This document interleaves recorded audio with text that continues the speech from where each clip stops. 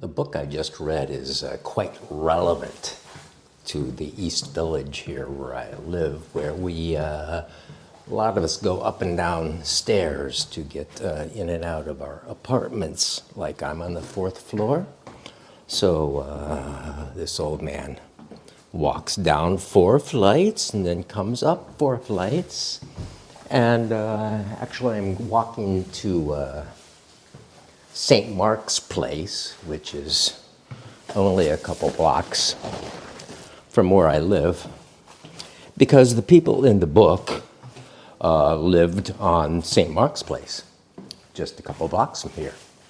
And the woman who wrote the book, Ada Caldhoun, actually grew up in that apartment. And so I'll see if I can find the building. I don't know. I don't remember if she told the address, but 55 is right beside it. And I know it's on the north side, and I think it's between 2nd and 1st Avenue. So we'll go out and check it out. Before it rains, it looks like it's going to rain out there. So there's my library across the street where I found the book. And here it is, also a poet, by Ada Caldhoun. And this is St. Mark's Place right here. So the book is about people who lived on St. Mark's Place. And I got the book over there at the library, which I just showed you. And we're going to walk down St. Mark's Place and see if I can actually find the building or discern which building these people lived. I think it was between 2nd and 1st Avenue, but we'll check it out up here. The book is by the daughter of a rather big-time art critic who worked for the New Yorker most recently, and prior to that, the Village Voice, and various other papers and so forth. He was born in 1942, so he's a war baby. He died in 2020, and he's alive during most of the course of this book. So she talks about her father and interacts with her father quite a bit. So let's see if I'm coming up to where their building may have been. See, the building got burnt out and had to be all gutted and rebuilt because there was a serious fire, and and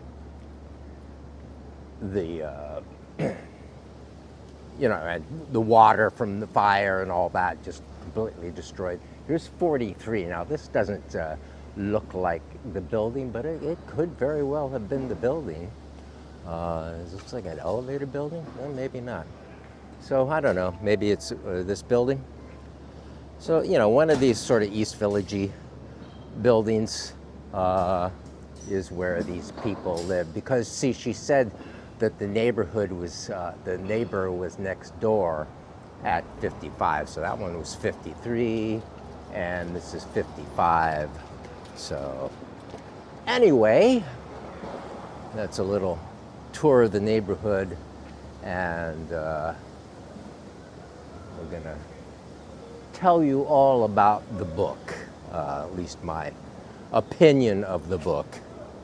When I went into the library, I was had another book on hold that I was waiting for, actually Hall of Mirrors, is that what it's called? Hall of Mirrors by Robert Stone, and it wasn't there yet, so I was like, oh no, I'm going to be between books if I don't get a book. And, I sort of like a little sense of panic because I kind of have a book addiction, like I have to keep be reading something or I just don't know what to do with myself. So, well, it ended up that I saw this on the staff picks shelf. And I was looking at it, I was like, Frank Hara. Actually, I misread the title, misread the commas or whatever. Frank O'Hara, my father, and me, I kind of assumed this was a daughter of Frank O'Hara, and I thought, what, Frank O'Hara had a daughter? Having me, knowing that he was basically homosexualist, even though he may have had some sex with some women along the way. But anyway, it's actually the daughter of Peter Shadal, and he is this guy who was a big art critic for the New Yorker, and as I was saying, died at age 80 of cancer in like 2000. So he was born in 1942, as I also said, and so it's like kind of this old sort of, the older, that kind of era of bohemian, and somehow he got interested in Frank O'Hara, and I think Frank O'Hara's work, who was a poet, also a poet, is because in his obit somewhere, the thing said what he did. He was like an associate curator at the Museum of Modern Art, and also a poet. That's what, and maybe he should have been mostly known as a poet and had this job as a curator. That's sort of what the point is with that, I guess. So her father, Ada's father, Ada was born in 1976 in the East Village, like right where I am here, and she was born in 76, and like he was, pretty young still at this point. And he was right around then, was trying to write a book, a biography of Frank O'Hara. She was digging through some stuff in their apartment and came upon a box of cassettes that he had recorded a bunch of interviews with, people of the art world from around O'Hara's time, who knew O'Hara, in preparations to write this biography. So what happened with that was that he failed to do that project because he couldn't work with the sister. The sister up in Massachusetts, where I guess O'Hara was from, became, of course, the executor of the estate and all these materials, and Peter wanted to get the letters so he could study the letters and actually write a real biography, because this guy knew a lot of people and had been involved with a lot of people, had sex with a lot of people. But she would not release the letters, even though she chose him as the authorized biographer. To begin with, their relationship kind of broke down. I think he said he went to visit her and made the mistake of saying that John Ashbery was a better poet, another person on the scene, and that and she did not like that, because she wanted the work to be about what his work was, the biography to be about his work, not about his lifestyle, which he led kind of a wild lifestyle with, a lot of drinking, a lot of like messing around with other people and all that. And he had this reputation of Frank O'Hara as just being this wonderful, wonderful guy. So we're left with this wonderful, wonderful guy who died tragically very young at age 40, out on Fire Island, being hit by a dune buggy. Fire Island, which I've never been. I'm not a beach person. But anyway, Fire Island is off Long Island, and it's out in the ocean. And it is a go-to place for people like to go to the beach from New York City. And also it is, it's been a kind of a gay place for many, many years, I guess from the 50s on. Actually, I just watched a movie last summer of the Evan Hunter novel, Frank Perry movie. Frank Perry directed, and Eleanor Perry wrote the script of the Evan Hunter book last summer, which was when I first heard about Evan Hunter. And I found the movie on OK@.ru and watched it and really liked it. But it was shot on Fire Island, which of course I never knew. So my first views of Fire Island were out there in Ohio when I watched that movie in 1969 when I was, 17 years old. So so she finds these tapes of all these interviews that her father did and asks if she could keep them. And he says, yeah. So she starts listening to the tapes, and she gets the idea that she's going to write the book about O'Hara because she also loved O'Hara. And she kind of figured that her father sort of blew it because he just wasn't diplomatic enough to deal with it all. And, he wasn't really a biography. He was a very big art critic, as I said, but, he had never written a biography before, and it's a whole other skill set than looking at art and whatever and, writing about that. So she starts to work on writing the book and listening to all these tapes of these people. And she's like, well, man, I don't know if I like these people. They're all these same characters from around that time. People born in the 30s, even 20s, I guess, and the 40s. And, they were just really very old school, like painters, mostly painters. And, with really kind of weird attitudes. The most off-putting was actually Larry Rivers. And, how magical and weird New York is. Okay, here we are in 2024, and Frank O'Hara died in 1966. And Larry Rivers, I don't even know what his timeline was, but it turns out that I had kind of an affair for a couple months or something. I don't remember how long it was, with a very rich girl, young woman who was 35 years old, who was Larry Rivers' lover, and actually helped him leave the planet. And I think that kind of upset her even to this day. And she was, kind of a neurotic person. And I keep saying she. Well, he had transitioned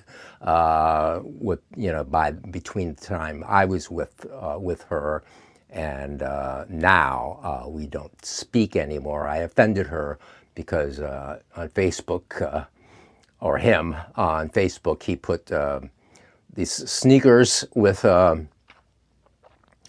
like wings on it, and got these sneakers with wings on it, and thought they were like so cool. And I thought, God, those are so stupid. And I said something like that, and that that ended the thing. So I got kind of canceled by that, but that's all right because. This person was very, very rich. I said, we would go to her apartment. Her parents had an apartment in a high rise in the 50s, like a brand new building, one of these gleaming buildings, and way up, and the elevator opens in their floor, and this really big, luxurious, rich person place. They were from Texas. He's in like space or some kind of defense industry or some kind of horrible shit like that. So that's kind of weird. So 1 degree of separation I am from Larry Rivers, or someone that had sex with it. I had sex with somebody who 1 degree from Larry Rivers, and Larry Rivers had sex with Frank O'Hara. So that's New York for you. And I'm a nobody. I'm just like this guy that she found on Facebook, and I'm not, I don't belong in this kind of world at all. And that's kind of why I lived in New York the way I did. I think I came here not to seek out famous people, not to be, maybe I thought I would actually, I was so silly when I came here, which was 40 years ago this year, and in 1982, 8 years after Ada, the author of the book, was born. When I came here, I didn't really participate in the community that much. I mean, I got involved in some plays, I did this and that, but mostly I stayed off by myself. And I think a lot of us escape wherever we are before and just want to live in the big city and enjoy the anonymity of the big city. And I think that's actually ultimately was a big attraction for me, a place that I could come and just disappear. So, it becomes really a book about her and her relationship with her father. She complains that her father, didn't really see her as a child, and still had the hard time seeing her. Like he would throw out a book that she bought him while she was there watching, or seeing that it was in the wastebasket, and just sort of unfeeling kind of things. And actually, back to Larry Rivers, like she gets very put off with these old guys. Actually, when she comes to Larry Rivers, and how Larry Rivers talks about how trying to screw high school girls, when he was whatever in his 30s and whatever, and her father not really correcting that or not questioning him on that, and kind of being put off by these male attitudes of these guys. Of course, that leads into this person that I knew who was way younger than Larry Rivers. She was a good deal younger than me. Like now she would be, 45 or whatever. And I don't know how long Larry Rivers has been dead, but he was an old man when they got together.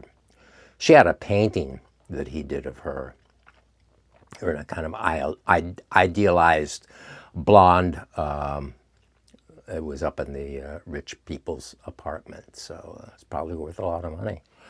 So so she ends up meeting the sister Maureen, and kind of has a similar experience. Did she meet her or just talk to her on the phone? I think she just talks to her on the phone, actually, and has a similar encounter that her dad did. I mean, Maureen is very protective. I think might be, it seems like she might be ashamed of the gay stuff and the lifestyle, or not really understanding New York City and the gay men, and all that went on with that, and just wanted to be about his work. So she blocked Ada from writing about the wouldn't give her the letters, wouldn't give her the poems, and blocked all that out as well, as far as Ada went. So it goes on to the fire in their building, where I'm showing you the buildings, and the fire gutted the building, destroyed a lot of his stuff. He had a buddy that he got old, and he got cancer, lung cancer, because he was a 3-4 pack a day cigarette smoker with the writing. That was the way. That was the lifestyle. You're sitting there writing and smoking and writing and smoking, having coffee, whatever. Oh, and he used to take he and his wife, her mother, whose name, of course, I forgot. Now that she mentions that her father did not see her. Well, her mother doesn't really appear that much in the book either. So you know, in a way, she makes the same mistake her father does, as being kind of male centric with the whole thing, and you know, dealing with the big shot male. Her mother was an actress and did some TV things and so forth, and actually supported him. There was one scene that's quite interesting where Ada applies for a artist colony, a writer's colony, a grant to go off somewhere to write, in this protected sort of writer's colony place where you can, you know, left alone to write and so forth. And he, Peter poo-poos that. It's like, oh, a writer's colony, you know, whatever. Who needs that sort of thing? And then Ada, you know, kind of points out that, well, he basically had that for the last 50 years with her mother, who went out and did all the work while he stayed home and you know, typed. But so he had, her mother made a writer's colony. His wife made a writer's colony for him. So there's a good deal of that stuff about, you know, the sex roles and what goes on with that, and how it's unfair. Now, when I say these people are sort of elite, I mean Peter Shadal, while he was getting old and sick, is taken on a trip to Europe with his good buddy Steve Martin. So see, that's what's going on here, and you know, there are all these artists and the big painter world, the rich painter world, that is completely not relevant to you know, kind of regular people at all. It's just this kind of like world of this stuff that only really the wealthy really participate in. So, you know, whatever. It was an interesting read. I would recommend it, of course, to anyone interested in the East Village and all that kind of stuff. It was fun reading about my neighborhood. I'm glad I picked up the book that was sitting there on the shelf. Would I read another of her books? She wrote a book called Generation X and a few other books. She has several books out. It's possible I could read another. I don't know. It's just, I might run out of time for reading, or I might just keep reading, and it will just go on forever. Maybe I'm in a zone where I'm just going to read forever until like nuclear bombs fall or something. I don't know. But so on that happy note, I will leave you with also a poet, and I would say it's worth reading if you want to read kind of a oddball, interesting sort of memoir. Oh, I read in a review on Goodreads that in the audiobook you get to hear these actual recordings. You get to hear the voices of these actual old art people, painters and so forth, instead of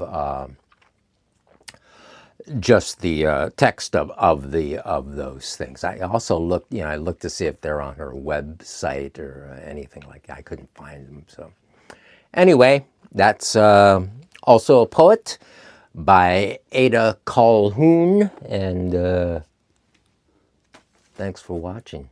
Direct from the East Village in fabulous New York City, where people like me come to hide and everybody else comes to be rich and successful and conquer the world.